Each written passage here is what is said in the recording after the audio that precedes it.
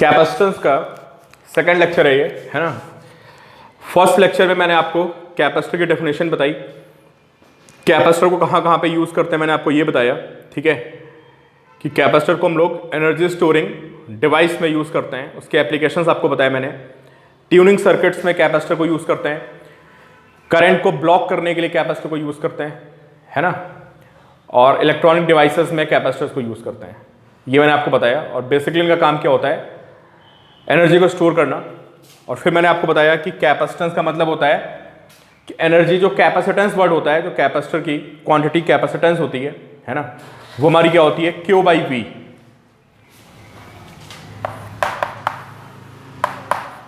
ठीक है, इसका जो रेशियो होता है में कैपेसिटेंस रहता है, और कैपेसिटेंस जितना ज्यादा होगा इसका मतलब वो जो बॉडी होगी वो सेम पोटेंशियल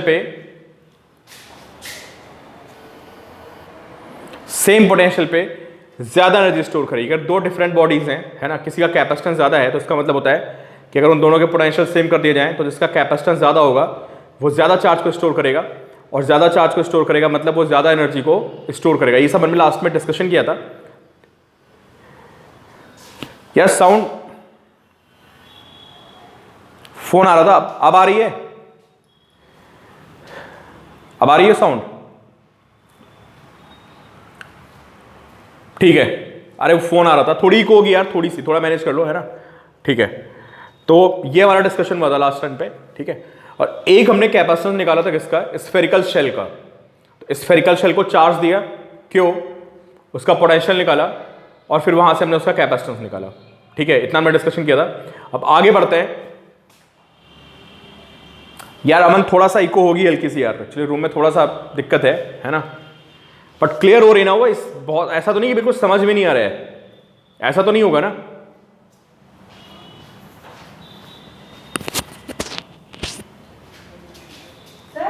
ठीक है, ठीक है, ठीक है, ठीक है, ठीक है। तो देखिए भाई सुनिए, तो कैपेसिटर में बेसिकली क्या होता है, दो टर्मिनल्स होते हैं, है ना, एक पॉजिटिव और एक नेगेटिव। तो देखो आप, मतलब दो कंडक्टर्स होते हैं जिसको एक को पॉजिटिव रखते हो एक को नेगेटिव। अब सबसे पहले आता है हमारा पैरेलल प्लेट कैपेसिटर, ठीक है, लिखिए आप पैरेलल प्लेट कैपेसिटर, सबसे इंपॉर्टेंट है। थोड़ी सी वॉइस कम होगी उधर देखने पे, ठीक है। पैरेलल प्लेट कैपेसिटर हमारे लिए सबसे इंपॉर्टेंट है, और देखते हैं इसका कंस्ट्रक्शन कैसे होता है। नहीं, कुछ नहीं बताया अभी, पैरेलल प्लेट कैपेसिटर के बारे में बात हो रही, देखिए।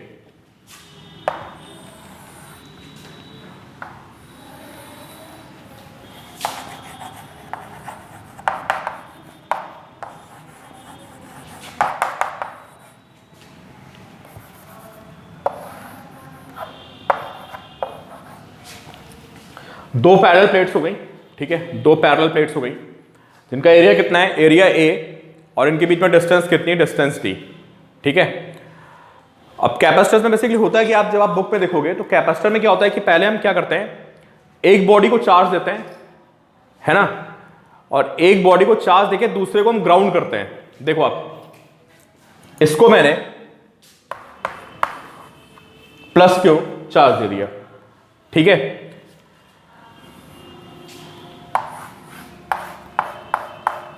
इसको कर दिया ग्राउंड, सेकंड प्लेट को ग्राउंड कर दिया, ठीक है।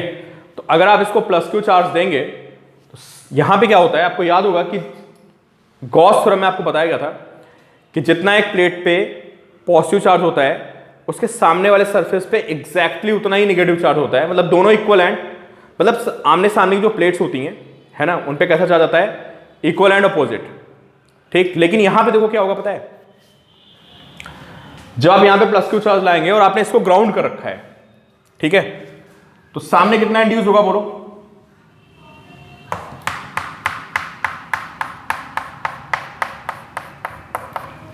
माइनस क्यू, ठीक है, और इधर कितना होगा, इधर प्लस क्यू होगा, ठीक है। और जो प्लस क्यू चार्ज है ये सारा का सारा का ग्राउंड में उतर जाएगा, ठीक है। इस प्लेट पे हाँ एक नहीं अभिषेक, डिफरेंट भी हो सकता है, ऐसा नहीं है। अभी हम लोग वो केस भी देखेंगे कि जहां दोनों प्लेट्स पे, इस पे +5 माइक्रो कूलम है मान लो, इस पे -3 है। अभी हम लोग डिस्कस कर रहे हैं दोनों पे इक्वल चार्ज है, ठीक है। तो अगर आपने इसको ग्राउंडेड कर दिया दूसरी प्लेट को, तो क्या होगा कि इसका पोटेंशियल 0 हो जाएगा। और 0 करने के लिए एक बात बताओ, आप ऐसे सोचो आप कि जो ये वाली प्लेट है आपकी, इस प्लेट का पोटेंशियल क्या होगा, पॉजिटिव या नेगेटिव, बताइए बिफोर ग्राउंडिंग। अगर मैं इसको ग्राउंड नहीं किया है इसकी वजह से, because of this plate,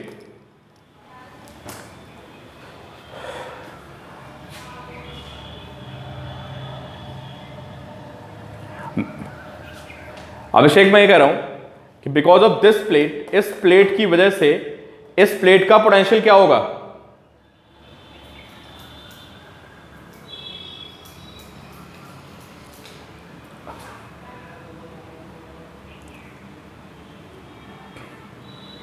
positive होगा ना भाई। अच्छा वॉइस नहीं आ रही है।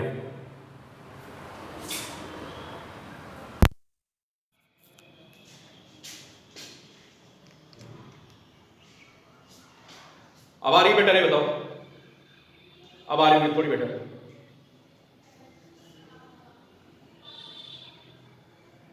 अब तो बेटर आ रही है यार, ठीक है। सुनो सुनो, मैंने क्या बोला, ठीक है, मैं आपको ये बोल रहा था कि इस प्लेट की वजह से जो इसका पोटेंशियल होगा पॉजिटिव होगा, ठीक है। लेकिन अगर हम इसको ग्राउंडेड कर दें, तो ग्राउंडेड करने पे क्या होता है बताओ। जब किसी बॉडी को आप ग्राउंड करते हो तो ग्राउंड करने का मतलब क्या होता है, कौन बताएगा मुझे। अगर आपने किसी बॉडी को ग्राउंड कर दिया है तो ग्राउंड करने पे पोटेंशियल 0 हो जाता है, बिल्कुल सही। आप किसी को भी ग्राउंड मारते हो पोटेंशियल 0 होता है, बिल्कुल ठीक है, बिल्कुल। तो इसके पोटेंशियल को 0 करने के लिए, बिल्कुल सही, इसके पोटेंशियल को 0 करने के लिए, इसके पोटेंशियल को 0 करने के लिए ग्राउंड से माइनस चार्ज फ्लो करेगा ऐसे, ठीक है। और माइनस चार्ज फ्लो करके इसका पोटेंशियल आपका 0 हो जाएगा, ठीक है। बात समझ गया।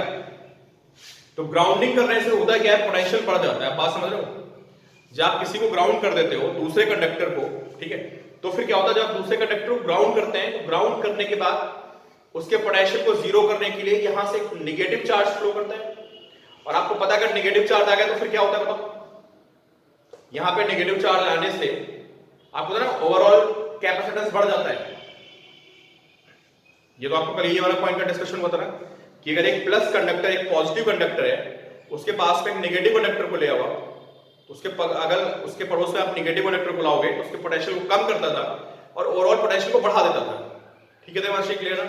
इसलिए इसको ग्राउंड कर रहे हैं। कोई आपसे पूछ सकता है ना कि ग्राउंडिंग का रीजन क्या है, तो आप बोलोगे यार ग्राउंड करने से क्या होता है कि यहां से थोड़ा नेगेटिव चार्ज फ्लो कर देता है, और जब नेगेटिव चार्ज फ्लो करता है तो उसकी वजह से पोटेंशियल बढ़ जाता है, ठीक है। अब समझो आप, अब यहां पे आपने +q चार्ज फ्लो कराया, यहां पे आपने +q चार्ज दे दिया, तो ग्राउंडिंग करने के बाद यहां पे क्या होगा,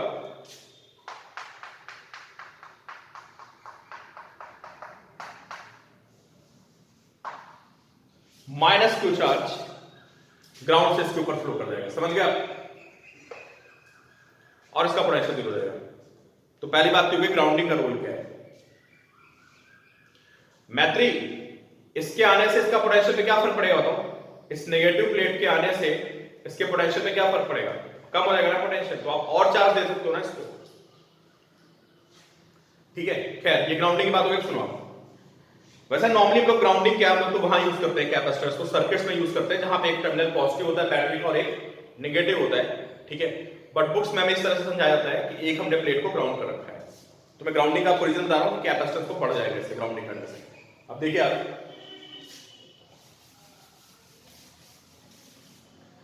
तो जब भी आपकी दो प्लेट्स होंगी ना, सुन लो, अगर एक आइसोलेटेड कंडक्टर होगा, आइसोलेटेड कंडक्टर में जो कैपेसिटेंस होता है वो Q/V होता है। आइसोलेटेड कंडक्टर में जो कैपेसिटेंस होता है वो Q/V होता है, जहां पे दूसरा वाला कंडक्टर कहां पे होता है बताओ। एक्चुअली सुनो आप, जो हमारा capacitance Q/V, what is V, जो हमारा V होता है दिस इज, ये V पता क्या होता है, ये पोटेंशियल डिफरेंस होता है दोनों कंडक्टर्स के बीच का, where V is potential difference between both conductors, दोनों के बीच का पोटेंशियल डिफरेंस होता है। लेकिन वहां पे क्या होता है, सिंगल वाले में तुम्हारा दूसरा तो इंफिनिटी पे होता है, तो उसका पोटेंशियल कितना होता है बताओ, उसका पोटेंशियल जीरो हो जाता है एक तरह से, क्यों, तो दूसरा वाला इंफिनिटी पे होता है, उसका पोटेंशियल लगभग जीरो हो जाता है ना, तो पोटेंशियल डिफरेंस में सिर्फ एक का पोटेंशियल आता है। फिर क्लियर कर रहा हूं आपको, C is equal to Q by V में जो V है this is potential difference between two conductors, एक कंडक्टर ये एक कंडक्टर ये, दोनों के बीच का पोटेंशियल डिफरेंस है। लेकिन हमें पता है कि दूसरा वाला इनफाइनाइट पे होता है, और इनफाइनाइट पे तो उसका पोटेंशियल जीरो हो गया, तो डिफरेंस में हम सिर्फ और सिर्फ एक कंडक्टर का पोटेंशियल लिखते हैं, ठीक। लेकिन अगर आपके पास आइसोलेटेड कंडक्टर नहीं है, आपके पास दो कंडक्टर्स का पेयर है, मतलब एक पेयर है, तो फिर आपको वहां पे पोटेंशियल डिफरेंस निकालना पड़ेगा। तो समझ लो जितने भी क्वेश्चंस हैं उन सब में कहानी ये होगी कि एक कंडक्टर इधर होगा, इट कैन बी प्लेट, हाँ इनफाइनाइट हो जाएगा। अमन कह रहे हैं सर अगर दोनों कंडक्टर सेम पोटेंशियल पे ले लें तो इनफाइनाइट हो गया, चार्ज ही नहीं स्टोर कर पाओगे, पोटेंशियल डिफरेंस की वजह से तो चार्ज मतलब आता है एक तरह से। खैर अब समझो मैं करने क्या वाला हूं, ये कहानी हर क्वेश्चन में चलेगी, आप समझ लो कि मैं क्या करूंगा हर क्वेश्चन में। अगर मुझे कहीं भी कोई कैपेसिटर दिया हुआ है, ठीक है, तो सबसे पहले मैं उसके एक कंडक्टर को पॉजिटिव चार्ज दूंगा, दूसरे को मैं ग्राउंडेड कर दूंगा। सुनते जाओ, एक को मैं प्लस क्यू चार्ज देके दूसरे को ग्राउंडेड करूंगा, और ग्राउंडेड करने के बाद I will find potential difference between both conductors. मैं दोनों के बीच में क्या निकालूंगा, पोटेंशियल डिफरेंस निकालूंगा, समझे। तो हर डेरिवेशन में यही कहानी चलेगी। तो अभी मैं स्टार्ट कर रहा हूं पैरेलल प्लेट कैपेसिटर से, समझो आप, ठीक है। बोर्ड के लिए बहुत इंपॉर्टेंट है, सुन लो आप, बोर्ड में डेरिवेशन आती है इसकी लिख लो आप नोट्स में, ठीक है, बोर्ड में इसकी डेरिवेशन पूछी जाती है। तो देखिए दोबारा से बनाते हैं,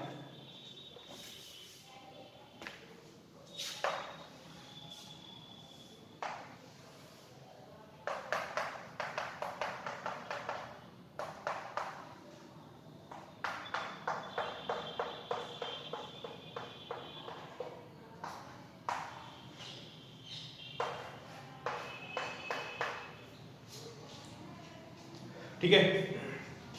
अब कैपेसिटेंस क्या होगा हमारा, तो कैपेसिटेंस होगा वो होगा Q by V। What is V? V is potential difference between both plates, लिख लेना Q by V, where V is potential difference between both plates, दोनों प्लेट्स के बीच का पोटेंशियल डिफरेंस, ठीक है। समझते हैं, derivation is very very important. आपसे कॉम्पिटिशन के क्वेश्चन सॉल्व नहीं होंगे if you don't know derivation, मैं आपको बता रहा हूं, ठीक है। जेई और नीट में ऐसे क्वेश्चन आते हैं जो डेरिवेशन बेस्ड होते हैं, प्लेट्स वाले खासकर, तो इसके बिना क्वेश्चन सॉल्व नहीं होगा, और बोर्ड में आती है इसलिए तो इंपॉर्टेंट है ही है। अब सबकी किस्मत तो एक जैसी होती नहीं है, आपको तो बोर्ड्स देने पड़ेंगे, आपके सीनियर्स बच गए, ठीक है। चलो तो सबसे पहले देखते हैं, अगर ये प्लस प्लेट है और ये माइनस प्लेट है, तो इनके बीच में इलेक्ट्रिक फील्ड आएगी प्लस से माइनस की तरफ। इलेक्ट्रिक फील्ड आने पे आप सबको पता है कि कहीं पे इलेक्ट्रिक फील्ड होती है तो वहां पोटेंशियल डिफरेंस होता है, तो पोटेंशियल डिफरेंस है, ठीक है। तो मैं क्या करने वाला हूं, अच्छा फील्ड कैसी होगी, यूनिफॉर्म है नॉन यूनिफॉर्म, आप सबको पता है कि अगर कहीं भी पैरेलल प्लेट्स होती हैं तो उनके बीच में जो फील्ड होती है that is uniform, uniform field होती है। ऐसा मान के चलेंगे बट ऐसा होता नहीं एग्जैक्टली, क्योंकि प्लेट्स कैसी हैं, आर दे इनफाइनाइट? क्या ये प्लेट्स इनफाइनाइट है? नहीं भाई, कैपेसिटर तो छोटा सा होता है, जो प्लेट्स होती हैं they are of finite length, finite area, ठीक है। बट अभी डेरिवेशन के पॉइंट ऑफ व्यू से हम लोग क्या एज्यूम कर रहे हैं कि प्लेट्स कैसी हैं, वो इनफाइनाइट एरिया की है, प्लेट्स का एरिया बहुत ज्यादा है इन दोनों का, ठीक है। तो इस पे प्लस क्यू हो गया, इस पे माइनस क्यू हो गया, और एरिया इसका ए हो गया। तो सबसे पहले देखते हैं, मैं स्टेप्स लिख दे रहा हूं और आप अपने आप प्रोसीड कर सकते हो। पहले मैं क्या फाइंड करूंगा, पहले मैं इनके बीच में इलेक्ट्रिक फील्ड फाइंड करूंगा, वहां से मैं पोटेंशियल डिफरेंस निकालूंगा, and then Q by V। अपने आप ट्राई करो, आप लोग इसको निकाल सकते हो। तो देखते हैं इलेक्ट्रिक फील्ड, ठीक है। अब मैं ये बीच में स्पेस में लिखूंगा मैं, ठीक है, जगह थोड़ी सी कम है,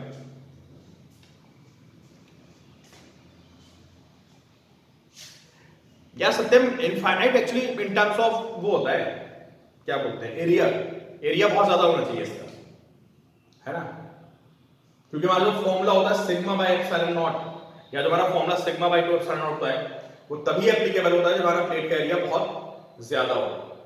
तो देखो भाई, मेटेलिक प्लेट्स हैं, मेटेलिक प्लेट्स हैं, बट इसके एक सरफेस पे चार्ज है, तो what is sigma,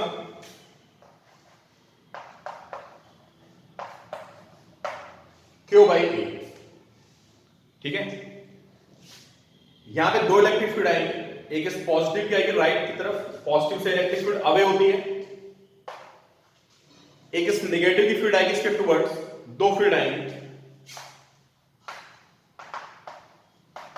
E1 E2, दोनों एक ही तरफ आएंगे, ठीक है। अब आप सबको पता होगा कि जो मेटेलिक प्लेट होती है, जो इनफाइनाइट कंडक्टर मेटेलिक होता है, उसके नियर जो फील्ड आती है वो होती है सिग्मा बाय एप्सिलॉन नॉट, पता ना सबको। और अगर हमारी नॉन कंडक्टिंग शीट है, अगर नॉन कंडक्टिंग शीट है तो हमारी फील्ड होती है सिग्मा बाय 2 एप्सिलॉन नॉट। ये बहुत ही इंपॉर्टेंट पॉइंट है, आपको नहीं पता था पॉइंट, तो इसका मतलब आपने इलेक्ट्रिक फील्ड का बहुत इंपॉर्टेंट पॉइंट मिस कर दिया, ठीक है। कि if we have a non conducting और थिन शीट, अगर सिर्फ थिन शीट लिखा है या नॉन कंडक्टिंग शीट लिखा हुआ है, तो जो उसके नियर फील्ड होती है सिग्मा बाय 2 एप्सिलॉन नॉट। और अगर कंडक्टिंग है तो कंडक्टिंग के नियर होती है सिग्मा बाय एप्सिलॉन नॉट। मैंने आपको बताया था कि कंडक्टिंग में चार्ज दोनों तरफ होता है, क्यों, अगर आपके पास कंडक्टिंग शीट है तो चार्ज यहां भी होगा, चार्ज यहां भी होगा, तो दोनों की फील्ड मिला के सिग्मा बाय 2 एप्सिलॉन नॉट इसकी field, sigma by 2 epsilon not पीछे वाले की फील्ड मिला के sigma by epsilon not field होती है, ठीक है। लेकिन यहां पे प्लेट कंडक्टिंग है, दिस इज मेटेलिक प्लेट, लेकिन एक बात बताओ मुझे, इस पे चार्ज एक ही तरफ है ना, क्यों, प्लेट मेटेलिक है, मेटल की बनी है, लेकिन चार्ज तो एक ही तरफ है। तो मुझे बताओ कि इसकी फील्ड कितनी आएगी, इसकी फील्ड आएगी सिग्मा बाय 2 एप्सिलॉन नॉट। आप बात समझ रहे हो। तो कभी कभी लोग पूछने लगते हैं कि सर ये शीट तो मेटल की है, तो यहां पे जो फील्ड होनी चाहिए वो फील्ड होनी चाहिए सिग्मा बाय एप्सिलॉन नॉट। तो मैं आपको बोलता हूं कि देखो भाई, प्लेट तो मेटल की है, लेकिन इस प्लस को इस माइनस ने अट्रैक्ट करके रखा हुआ है, और हमने यहाँ पे ग्राउंडिंग भी कर दी है, ठीक है। इसलिए जो चार्ज है इसके सिर्फ एक सरफेस पे आ चुका है, ये माइनस को अट्रैक्ट करके रखेगा तो पीछे जाने नहीं देगा, इसलिए सिर्फ एक सरफेस पे चार्ज है, उसको हम, जो हमारा फॉर्मूला आएगा वो आएगा sigma by 2 epsilon not.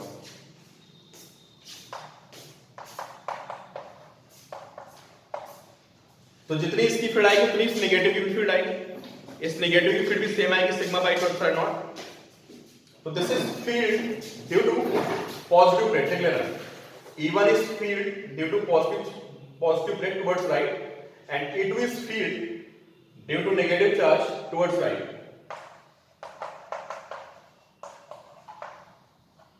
Net field दोनों की ऐड हो जाएगी, तो बीच में नेट फील्ड आएगी,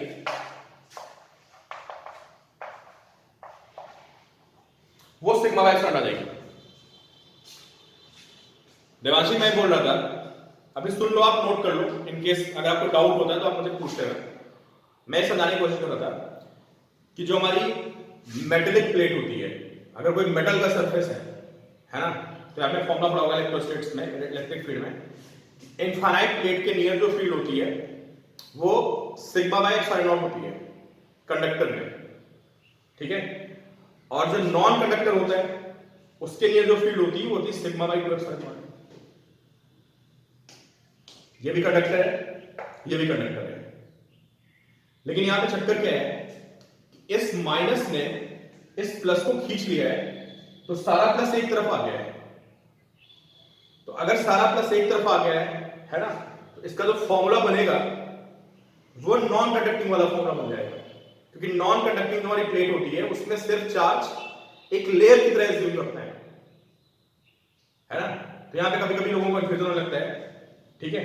अगर नहीं समझा तो नोट कर लेना, आई विल एक्सप्लेन इट, ठीक है। मैं बता चुका हूं शायद, बाकी को क्लियर होना पॉइंट, बाकी लोगों को किसकी फील्ड सिग्मा बाय 2 एप्सिलॉन आएगी, इसकी सिग्मा बाय 2 एप्सिलॉन आएगी, मिला के ये फील्ड आ गई सिग्मा बाय एप्सिलॉन नॉट। अब एक काम करो, ये डिस्टेंस d है, डिस्टेंस d है, फील्ड इज यूनिफॉर्म,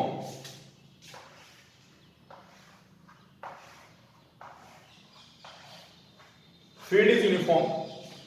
अब बताइए पोटेंशियल डिफरेंस कितना होगा। हाँ भाई अर्चित भाई तो समझा रहा हूं देर से कि नॉन कंडक्टिंग के नियर जो फील्ड होती है सिग्मा बाई 2 एप्सिलॉन नॉट होती है, और नॉन कंडक्टिंग जो होती है उस पर एक लेयर की तरह एज्यूम करते हैं उसको। कंडक्टिंग में 2 लेयर्स होती है, इधर भी, इसलिए उसकी फील्ड आ जाती है सिग्मा बाई एप्सिलॉन नॉट। तो मैंने आपको लिखवाया था कि conducting plate is equivalent to 2 non conducting plates. ठीक है, वही चीज आपको क्लियर कर रहा हूं। ठीक है सत्य, तो what will be potential difference. आप सबको पता है कि यूनिफॉर्म इलेक्ट्रिक फील्ड में कुछ नहीं होता भाई, डिस्टेंस से मल्टीप्लाई कर दो काम खत्म। ठीक है, बिल्कुल बिल्कुल। तो लिखिए आप पोटेंशियल डिफरेंस बिटवीन 2 प्लेट्स, लिखिए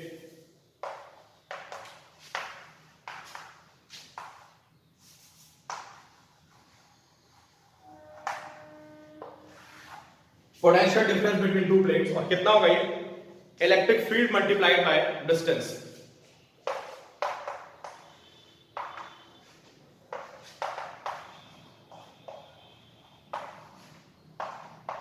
sigma is Q by A.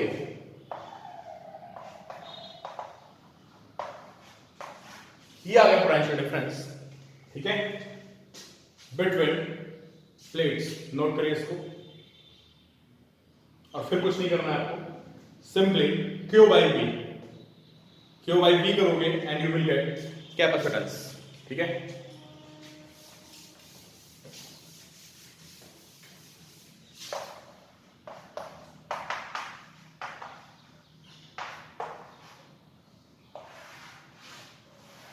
ये वाला कैपेसिटेंस आ गया।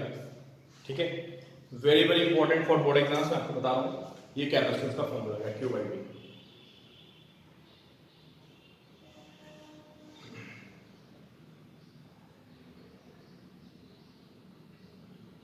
अच्छा खैर ये फॉर्मूला है, इसमें एक मुझे क्वेश्चन भी याद आ रहा है, आपसे बहुत ज्यादा क्वेश्चन पूछा जाता है।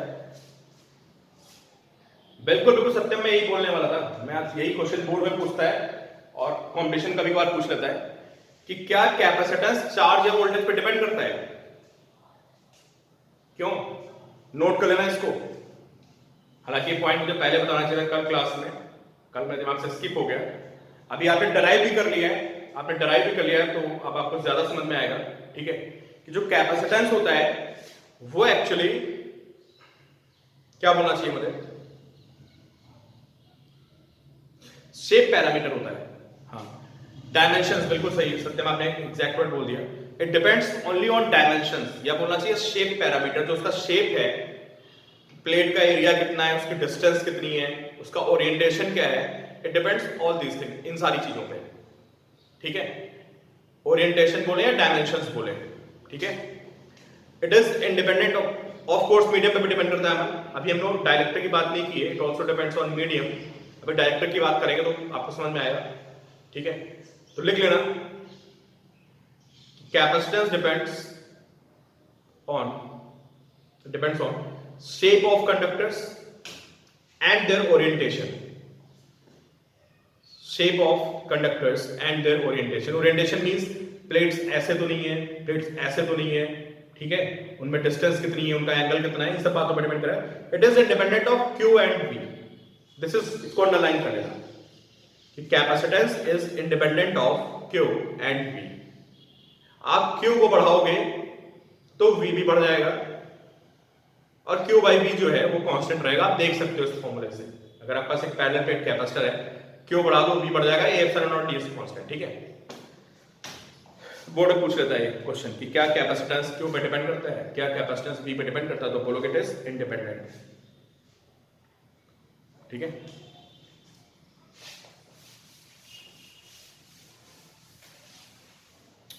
अच्छा अब देखो, अगर यहां पे कल आप लोगों से बात चल रही है ना कि कैपेसिटेंस के बीच, कैपेसिटर्स के बीच में एक हम लोग डाइलेक्ट्रिक रख देते हैं, और डाइलेक्ट्रिक के रखने से कैपेसिटेंस बढ़ जाता है ना।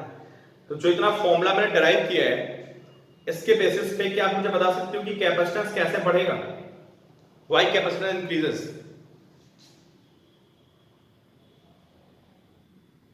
If space between the plates is replaced by a dielectric। चलो किसने आंसर नहीं दिया तो मैं आपको बता दूं। अच्छा, इलेक्ट्रिक फील्ड का क्या होता है, डायलेक्ट्रिक, अगर कहीं पे डायलेक्ट्रिक होता है तो इलेक्ट्रिक फील्ड का क्या होता है।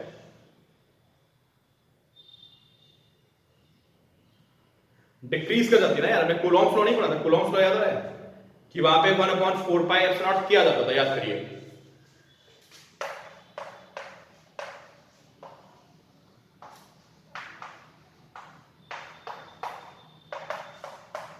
This is force between two charges when they are placed in vacuum, ठीक है। अगर आपने उसको किसी मीडियम में रख दिया तो आपको बताओ उस मीडियम में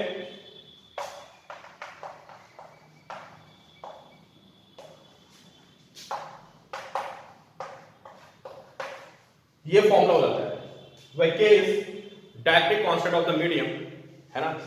और इस बारे में देख लेते हैं, अब इस पर डिस्कशन है डायरेक्ट्रिक कांस्टेंट पे।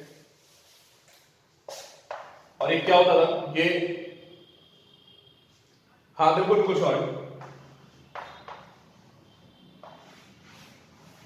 Epsilon by epsilon not. Epsilon not is permittivity of free space and epsilon is permittivity of vacuum of medium, ठीक है। और मैंने बताया था, इस पे भी डिस्कशन आगे होगा, तो डायरेक्ट्रिक के बारे में हम एक क्लास में डिस्कस करेंगे कि ये पोलराइजेशन बताता है कि किसी मीडियम में कितना पोलराइज्ड चार्ज है। थोड़ा बहुत शायद आपको याद आ रहा होगा कि वाटर का मैंने आपको 79 या 81 कुछ लिखवाया था कि जितना ज्यादा फ्री चार्जेस होते हैं उसमें, जितने ज्यादा डायपोल्स होते हैं मीडियम में, उस मीडियम का डायरेक्ट्रिक कांस्टेंट उतना ही ज्यादा होता है ना। तो ये हमारा डायरेक्ट्रिक कांस्टेंट होता है। तो डायरेक्ट्रिक कांस्टेंट से बेसिकली होता क्या है कि जो फोर्स होता है वो F बाई क्यू हो जाता है। अगर वैक्यूम में फोर्स F था दो चार्जेस के बीच में, उसको आप किसी मीडियम में रखो तो फोर्स F डैश बाई के। सिमिलरली अगर कहीं पे इलेक्ट्रिक फील्ड E है और आप वहां पे लाके डायरेक्ट्रिक means a material made of dipoles, ये समझो। कल मुझसे पूछा डायपोल मतलब डायरेक्ट्रिक क्या होता है, तो मैंने बोला कि डायरेक्ट्रिक मतलब एक ऐसा सब्सटेंस जिसमें क्या हो, डायपोल्स हो। वाटर इज डायरेक्ट्रिक और सब में थोड़ा बहुत पोलर बिहेवियर होता है, तो ऑलमोस्ट सब आपके डायरेक्ट्रिक ही हैं, ठीक है। बट डिग्री का डिफरेंस होता है। कंडक्टर को मतलब जो कंडक्टर होता है उसमें बहुत ज्यादा चार्जेस होते हैं, तो एक एक्सट्रीम केस हो जाता है। इंसुलेटर में भी डायरेक्ट्रिक बिहेवियर होता है। सब में जहां भी पोलर बिहेवियर है ना, आप सबको पता है कि केमिस्ट्री में पढ़ा होगा आपने कि हर मॉलिक्यूल में पोलर बिहेवियर होता है, और नहीं भी है तो डेवलप हो जाता है, बाहर से इलेक्ट्रिक फील्ड लगाने पे अपने आप डेवलप हो जाता है, ठीक है। तो डायरेक्ट्रिक जब भी आपके दिमाग में आएगा कि डायरेक्ट्रिक क्या होता है, तो आप समझ जाओ कि जिनमें डायपोल्स हैं बस वो डायरेक्ट्रिक होता है। तो डायरेक्ट्रिक को रखने पे फोर्स भी के टाइम्स कम होता है, एंड सिमिलरली इलेक्ट्रिक फील्ड भी के टाइम्स कम हो जाती है। क्यों कम हो जाती है? इसलिए कम हो जाती है क्योंकि डायपोल्स की अपनी फील्ड आ जाती है, समझ रहे हो आप भाई। डायपोल्स की अपनी फील्ड आएगी तो नेट फील्ड को कम कर देंगे वो। चलो जरा समझने की कोशिश करो, मैं थोड़ा एक्सप्लेन कर देता हूं ऐसा क्यों हो रहा है।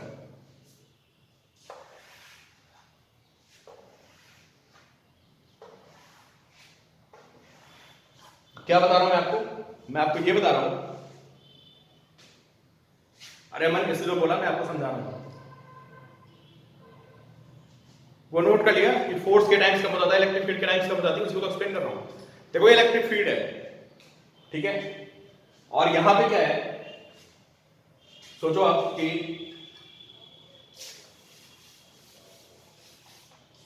मैं दो प्लेट्स के बीच में, सोचो यहां पे एक डाइलेक्ट्रिक मटेरियल पड़ा हुआ है, ठीक है। अगर यहां पे एक डाइलेक्ट्रिक मटेरियल पड़ा हुआ है तो मुझे बताओ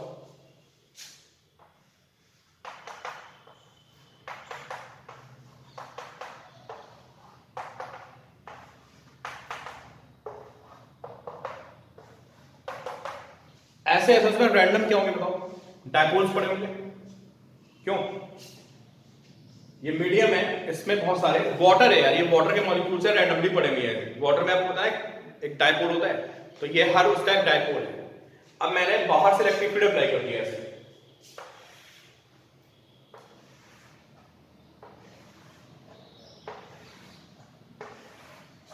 अब बताओ इन डायपोल्स का क्या हुआ? इन डायपोल्स पे टॉर्क आएगा। आप सबको पता है कि अगर आप किसी डायपोल को इलेक्ट्रिक फील्ड में रखते हो तो उस पर टॉर्क आता है ना। और वो टॉर्क क्या करता है? डायपोल को सीधा कर देता है। प्लस चार्ज किधर भागेगा? अगर ये डायपोल ऐसे पड़ा हुआ है, नीचे प्लस चार्ज है, आप ऐसे इलेक्ट्रिक फील्ड अप्लाई करोगे तो प्लस चार्ज फील्ड की डायरेक्शन में जाएगा, नेगेटिव उसके अपोजिट जाएगा, समझे भाई। प्लस चार्ज फील्ड की डायरेक्शन जाता है, नेगेटिव उसके अपोजिट जाता है, तो सबको पता है ना। तो जो डायपोल्स ऐसे पड़े हुए थे, ये सारे डायपोल्स पता क्या होंगे, सारे अलाइन हो जाएंगे। कैसे? ये ऐसे ऐसे अलाइन हो जाएंगे, प्लस माइनस, सॉरी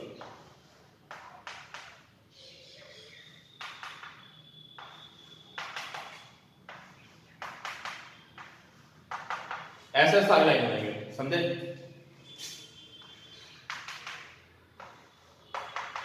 समझ गया बात? तो होगा क्या पता है, इनमें सारे ऐसे लाइन हो गए, ये प्लस माइनस, ये प्लस माइनस, ये प्लस माइनस, सारे कैसे होते चले आएंगे। अब ये बताओ इस साइड में कैसा चार्ज आ गया, बताओ। जितने भी डायपोल्स हैं उन सबका नेगेटिव चार्ज यहां पे आ गया, और जितने भी डायपोल्स हैं उन सबका पॉजिटिव चार्ज यहां पे आ गया। तो इफेक्टिवली अगर मैं इसको ड्रॉ करूंगा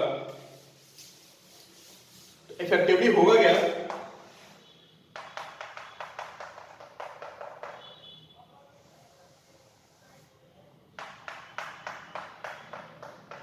ये साइड नेगेटिव हो गई और ये साइड पॉजिटिव हुई, बीच वालों का इफेक्ट आपस में कैंसिल हो गया। अब बताओ फील्ड कहां से कहां जाएगी,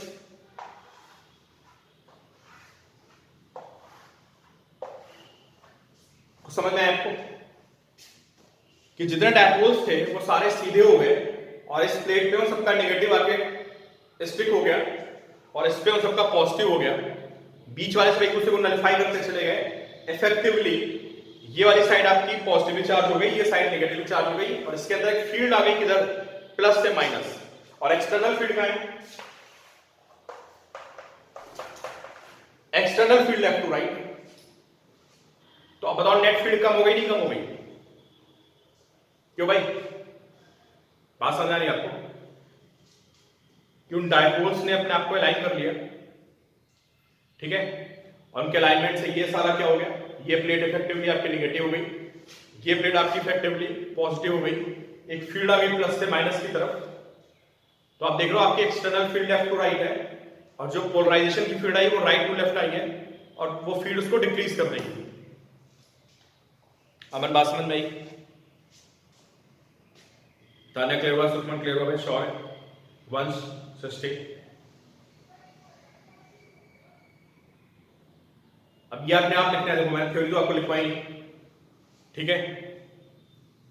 अब इसकी थ्योरी आप जगह छोड़ दो, अपने आप नीचे लिखना जो भी आपको समझ में आया है कि why electric field decreases inside dielectric. तो अब बताओ अगर इलेक्ट्रिक फील्ड कम हो गई तो इलेक्ट्रिक फील्ड के कम होने से पोटेंशियल डिफरेंस का क्या होगा, बताओ। क्यों भाई, अगर उनके बीच में इलेक्ट्रिक फील्ड कम हो गई तो पोटेंशियल डिफरेंस का क्या होगा, पोटेंशियल डिफरेंस भी कम हो जाएगा, और पोटेंशियल डिफरेंस कम हो गया तो कैपेसिटेंस बढ़ जाएगा। बिल्कुल ऐसे ये रीजन होता है कि अगर आप किसी कैपेसिटर के बीच में डाइलेक्ट्रिक रखोगे, है ना, तो डाइलेक्ट्रिक के रखने से कैपेसिटेंस बढ़ जाता है, समझे, ज्यादा चार्ज स्टोर मारेगा वो। रीजन समझ में आ गया आपको?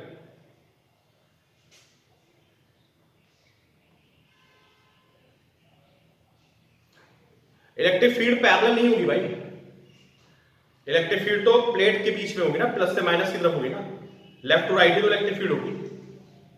पैरेलल कैसे हो जाएगी, एक प्लेट ये इसको पॉजिटिव चार्ज हो गए, एक प्लेट ये इसको नेगेटिव हो गए, तो प्लस से माइनस ऐसे तो फील्ड आएगी, ऐसे नहीं थोड़ा ना जाएगी फील्ड, ठीक है।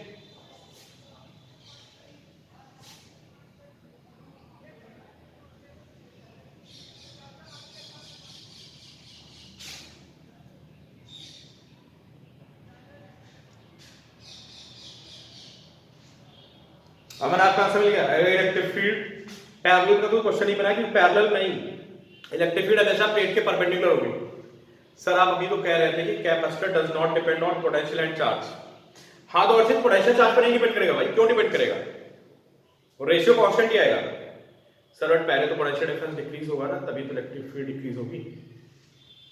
यार वो दोनों चीजें पैरेलल होती हैं सत्यम, वो उसका कॉज इफेक्ट मत देखो, दोनों चीजें एक साथ होती हैं एक्चुअली, है ना।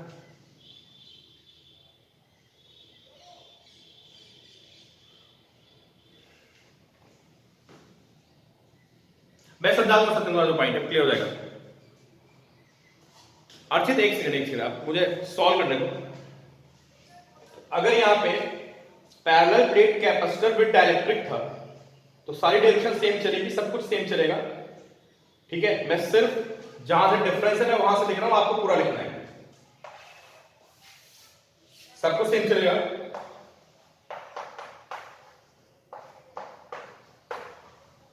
जो इलेक्ट्रिक फील्ड होगी वो जाएगी सिग्मा बाई के एप्सिलॉन नॉट, समझे।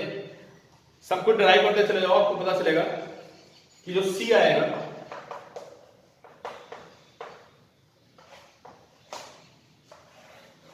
वो ए के एप्सिलॉन नॉट बाई डी आएगा। प्रीवियस डेरिवेशन में जहां पे इलेक्ट्रिक फील्ड की वैल्यू थी, मतलब एप्सिलॉन नॉट के साथ के और आ जाएगा, बस समझ गया ना, एप्सिलॉन नॉट के साथ के और आ जाएगा।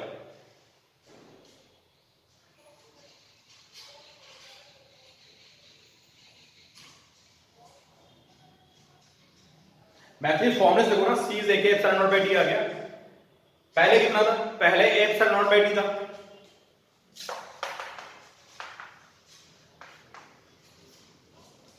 पहले capacitance epsilon not by D था। अब कितना गया, ए के एप्सिलॉन नॉट बाई डी के टाइम्स बढ़ गया कैपेसिटेंस।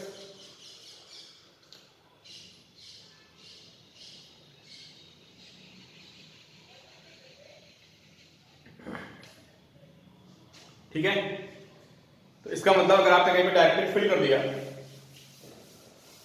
तो डायरेक्ट्रिक के फिल करने के जो कैपेसिटेंस होगा के टाइम जाएगा। अब से पूछ रहे हैं कि सर क्या एरिया दोनों कैपेसिटर का सेम रहेगा?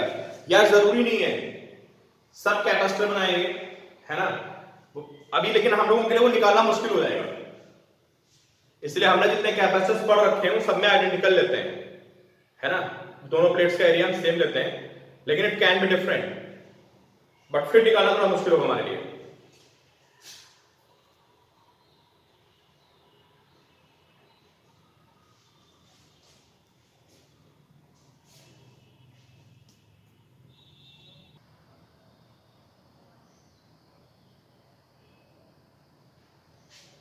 देखिए अभिषेक का क्वेश्चन था, ठीक है, कि सर अगर दोनों प्लेट्स का एरिया डिफरेंट हो जाए, मैथ भी चेक देखते हैं।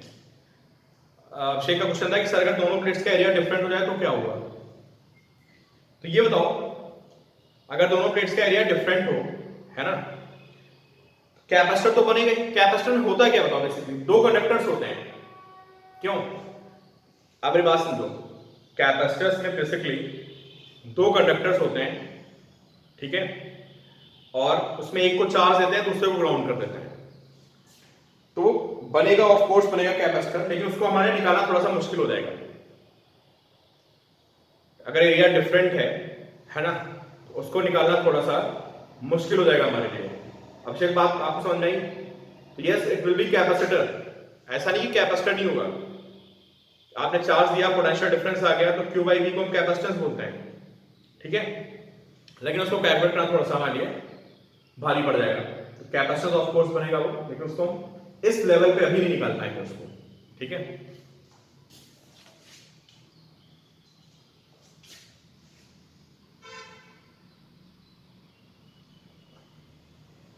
यार कैपेसिटेंस उसमें डिक्रीज कर जाएगा,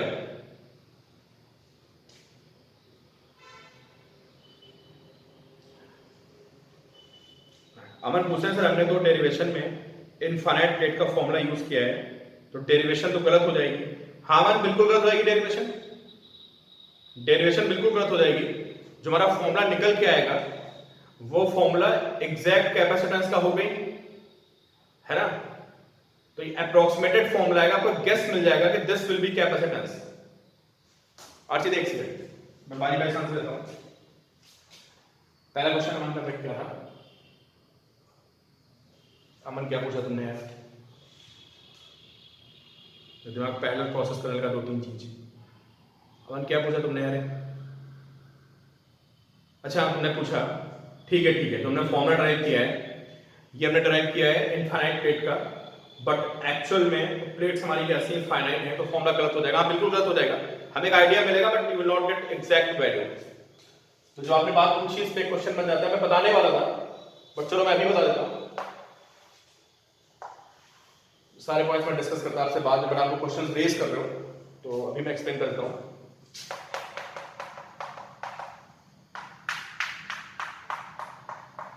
प्लस माइनस फ्रिंजिंग इफेक्ट।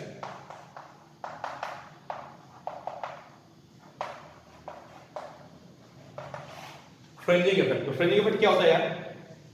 जो हमें ये पैरेलल प्लेट कैपेसिटर होता है, ये इनफाइनाइट तो होता नहीं है, तो फील्ड लाइंस जो होती हैं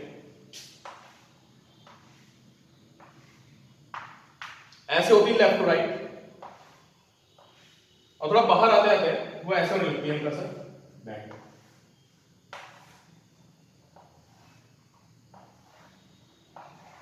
समझ गए आप?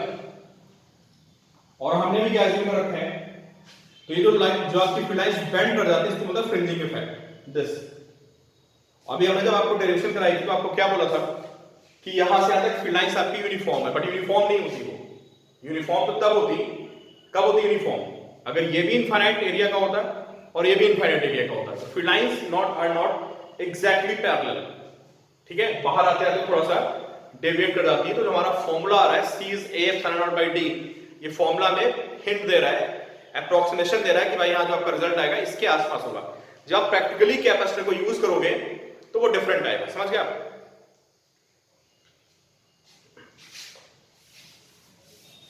अब देखो एक क्वेश्चन और पूछा अभिषेक ने, पूछा कि सर एक प्लेट छोटी हो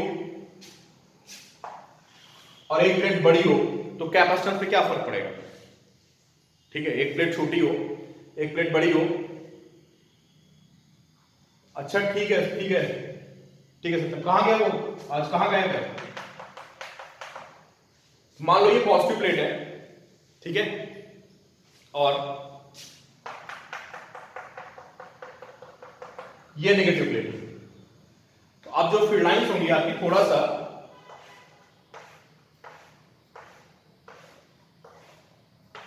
ऐसे हो जाएंगे। क्यों बताओ? फील्ड लाइंस ऐसे हो जाएंगी। ठीक है ठीक है ठीक है ठीक है, तो कोई दिक्कत नहीं। तो हमारी फील्ड लाइंस ऐसे हो जाएंगी। ठीक, अब बताओ जो आपका पोटेंशियल डिफरेंस का फॉर्मूला होता है वो क्या होता है? E इंटू डी इंटू जो हमारा पोटेंशियल डिफरेंस होता है वो होता है ईडी कॉस थीटा। क्यों?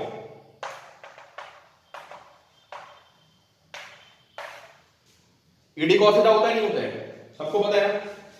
लेकिन हमारी फील्ड लाइंस तो पैरेलल रहेगी, तो हमारी फील्ड लाइंस पैरेलल नहीं रहेगी तो बताओ कैपेसिटर पे क्या फर्क पड़ेगा? यार ये एंगल आ जाएगा ना कुछ यहां से चलने पे। बात समझ रहे हो? पोटेंशियल डिफरेंस थोड़ा सा कम हो जाएगा इनके बीच में। ठीक है, तो कैपेसिटेंस शुड इंक्रीज और डिक्रीज, ये क्वेश्चन था ना, if we have two different rates. अच्छा,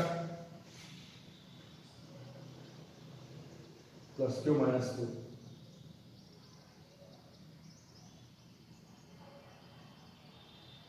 क्या ऑब्वियसली थोड़ा बढ़ जाएगा। अगर पहले ये प्लेट थी और ये प्लेट थी, अगर है ना, पहले ये दो प्लेट्स थी मान लो ऐसे, फिर मैं इस प्लेट को थोड़ा बड़ा कर दूं, तो मैं इस प्लेट को बड़ा करूंगा, ठीक है, तो ऑब्वियस बात है कि पोटेंशियल डिफरेंस थोड़ा सा कम हो जाएगा, और पोटेंशियल डिफरेंस कम होने से थोड़ा सा कैपेसिटेंस विल इंक्रीज। ठीक है, but I have to check. अभी मैंने आपको जस्ट सोच के आंसर दिया है, I have to verify this. ठीक है, अगर पहले प्लेट ऐसे थी और एक प्लेट ऐसे है और फिर मैं इस प्लेट को बड़ा करूं, अभी मैं आपको आंसर बोल रहा हूं कि कैपेसिटेंस विल इंक्रीज, बट इसको मैं एक बार देख के, एक बार सोच के आई विल कंफर्म इट। फिलहाल आप नोट कर लीजिए। ठीक है, कैपेसिटेंस विल इंक्रीज।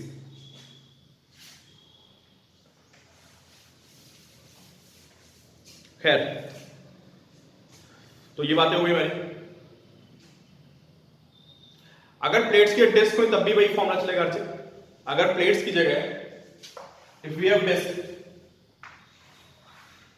ऐसे डिस्क है ना, तब भी हमारा फॉर्मूला वही चलेगा, A epsilon naught by T।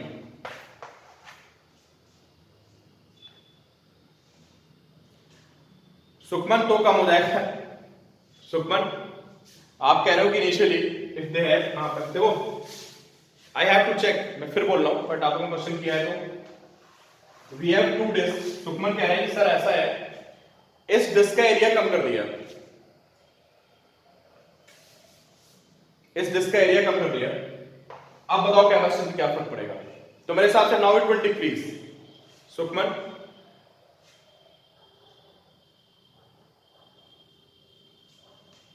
It will decrease, but चलो मैं इसका एक बार सोच के आपको आंसर देता हूं, अभी आप नोट कर लो कि इट विल डिक्रीज।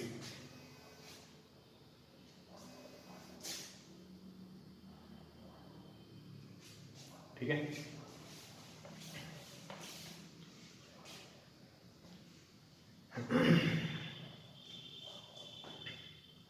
तो ये हो गया parallel plate capacitor with dielectric. तो हमने देखा कि जो parallel plate capacitor with dielectric होता है उसका कैपेसिटेंस के टाइम्स बढ़ जाएगा। ठीक है, अगर आपने उसमें क्या भर दिया है, डाइलेक्ट्रिक भर दिया तो। ठीक है, नेक्स्ट लिखिए आप partially field capacitor.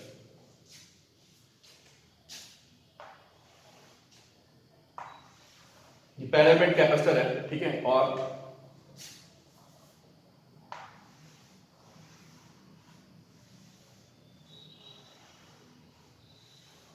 Partial field, पूरे में डायरेक्ट फील्ड नहीं किया हमने। ठीक है, और मैं बीच में